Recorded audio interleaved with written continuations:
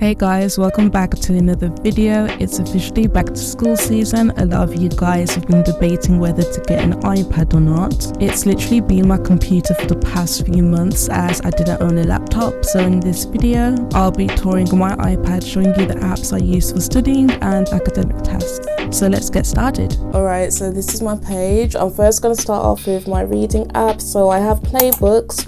And the reason why I have this, basically before I pick whether I want to buy a book or not, I actually just sample it on the Google Play Store. So I have these books sampled and I just read them first, and if I actually end up liking them and I'm invested, I then go ahead and buy the book.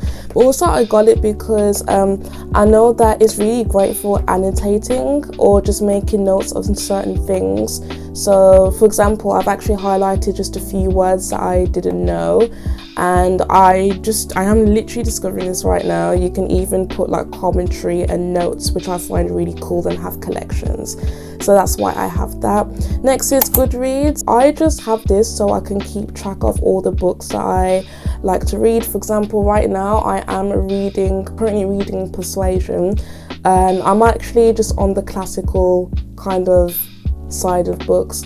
So yeah, if you want to go ahead and follow me, you can. I currently have 53 books in my library, but it's just a nice way to keep track of what I want to read. Next is SparkNotes. This is not an app, it is just a like website extension that I wanted to put within my reading. So my current reading routine, I read a chapter, I make my own notes on what I think of it, and I actually have a Notion set up on that. Yeah, I go to SparkNotes just to read their chapter summary, just so I can get more of a better understanding, and I just really like it, to be honest. Next, I have the Kindle app. Guys, I literally just downloaded it as I'm literally just watching more videos on like prepping for back to school and just finding much more efficient ways to study. And I believe Kindle, I think you can get free books, whereas Google Play, you can only get free samples of stuff. So I think that's the reason why I got that. So going on to studying, everyone and their mom has heard of GoodNotes. So this is a notebook that I've just started as I'm just studying Latin at the moment. I'm trying to learn how to write aesthetically on GoodNotes, because the reason why I actually did get an iPad was so that I can do digital note taking. And during my gap year, I did take some notes, but it did not look like this at all. Even this isn't the most prettiest thing ever, but I'll show you some of my notes. This is what my notes look like, guys. This is just so realistic, and this is like A-level chemistry stuff. I'm still learning, trying to get better at it, but most of the time I actually use it to just fill out forms, to be honest. Again, this is just like rough like handwriting. I don't know whether it's just my pen, because this is not a real Apple pen, guys. It's a fake one. I don't know if it's just that, or maybe I just need to get better, because my handwriting in real life does not look like this at all. But anyways, that's what I use GoodNotes for. GoodNotes 6 is actually a thing. I'm definitely going to get this, because if you just saw that, whenever I'm writing on my iPad and the spelling is wrong, you can't double click it and correct it, which I find so annoying.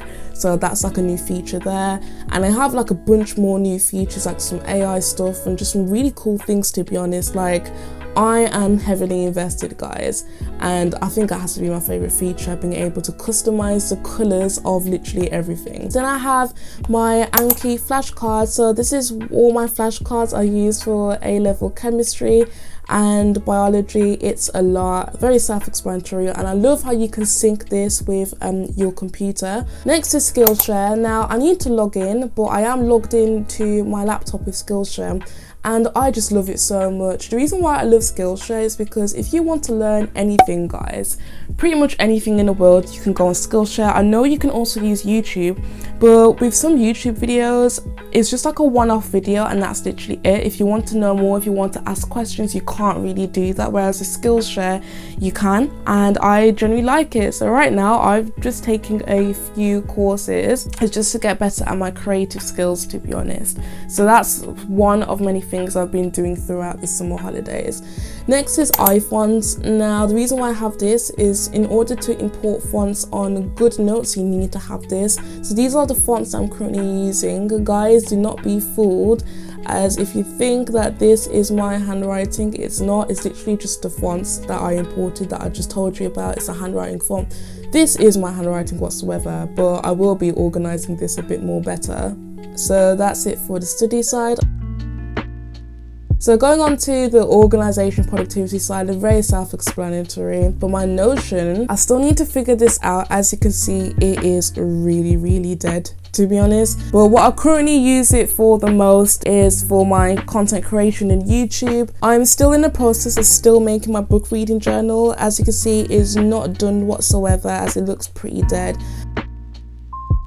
And lastly, in my audio collection, I have YouTube. Yeah, so going to Spotify, my Spotify playlist is honestly full of classical music. I just love it so much, as well as some piano covers, which I currently like. And I have some musicals, but most of the time I'm always listening to lo-fi music, to be honest, because it is my favorite. And as I'm filming this, September the 1st is when autumn starts. So, you know, you got like your autumn playlist, which I do need to customize still. Next is podcasts. I'll be honest, I literally don't listen to any podcasts. Maybe I should, but I just filtered like all the stuff that I like and my favorite genres and stuff, but I haven't really listened to anything, to be honest. But the last podcast I do remember listening to, it was on Spotify, I guess, and it's the June podcast. Next is probably one of my favorite apps of all time when it comes to studying and education. So I don't know if you guys, if you're on the study side of like YouTube or TikTok, everyone talks about different study apps to have, and a lot of them talk about these focus apps. So I know there's like Forest and these other habit trackers or whatever they are,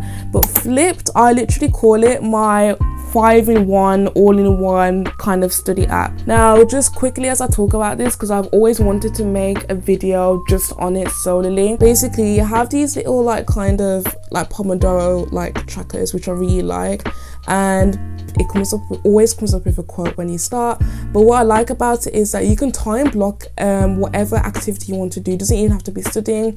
Obviously, you got multitasking, so if you want to get off and use other apps, or if not, you can literally kind of blacklist all the other apps so that you could just stay on this app. And what I like even better is that you have your lo-fi music here, which I absolutely love so much, so it doesn't require me to get off any other apps. Another feature, I'll just pause this for now.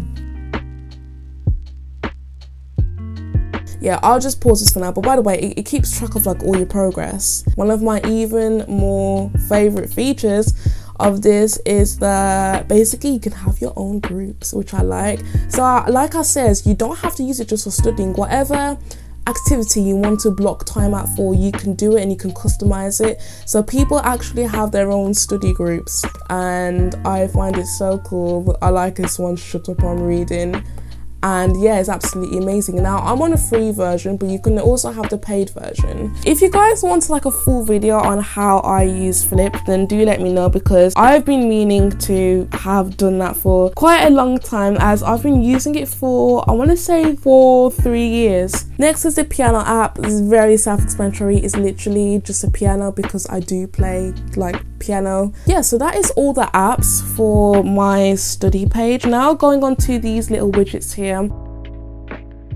This is a stackable widget, and I really like this. This feature comes like with like the iPad, like you don't have to download a separate app like I did with these. I love this stackable feature. I either leave it on Spotify or I leave it on calendar, most of the time Spotify, because I just really like seeing this feature. And next over here, this is a Notion shortcut. Now this is just a preview of the pages that I've been using recently or used the most. For example, this is my book tracker journal thing, and this is for Rebecca. Then this is Todoist. This is actually this app over here. I really like it. I use this every single day, and I can easily just add a task real quickly over here if I wanted to, which I really like. So it's an interactive widget. For planning and organization, I use Google Calendars and I use Notion collaboratively to get tasks done. I actually did sync them together at one point, but then